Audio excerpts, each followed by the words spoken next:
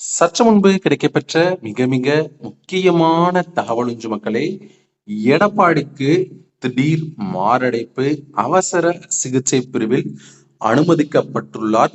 வாங்க என்ன நடந்தது என்று இந்த காணொளியில் முழுமையாக காணலாம். அதற்கு முன்பாக அரசியல் தொடர்பான செய்திகளை உடனுக்குடன் அறிந்து கொள்ள நமது சேனலை சப்ஸ்கிரைப் மட்டும் பண்ணுங்க.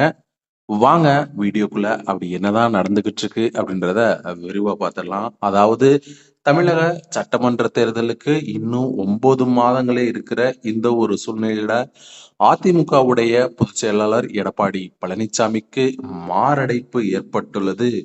மிகவும் அதிமுகவுல இருக்கிற தொண்டர்கள் மற்றும் நிர்வாகிகளுக்கு அதிர்ச்சியை கொடுத்திருக்கு. அது மட்டுமல்லாமல் அவருக்கு தீவிர சிகிச்சை பிரிவில் அனுமதிக்கப்பட்டு அவருக்கு அவசரமாக மருத்துவ சிகிச்சைகள்லாம் கொடுத்துக்கிட்டு இருக்காங்க.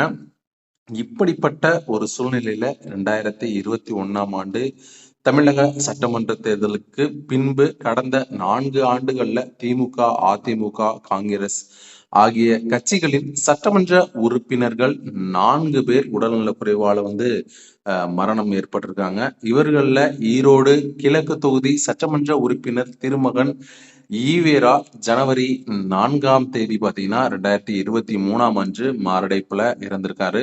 அதை அடுத்து பாத்தீங்கன்னா அத்தொகுதிக்கு நடைபெற்ற இடைத்தேர்தல்ல மறைந்த திருமகன் ஈவேராவின் தந்தையான EVKS இளங்கோவன் போட்டியிட்டு வெற்றி பெற்றிருக்காரு. பின்னர் அவரும் பாத்தீங்கன்னா டிசம்பர் 14ஆம் தேதி 2024ஆம் ஆண்டு மாரடைப்பால இறந்திருக்காங்க. இவரது மரணத்தை தொடர்ந்து பாத்தீங்கன்னா ஈரோடு கிழக்கு தொகுதிக்கு மீண்டும் நடைபெற்ற தேர்தல்ல திமுகவை சேர்ந்த வி சந்திரகுமார் போட்டியிட்டு வெற்றி பெற்றிருக்காரு.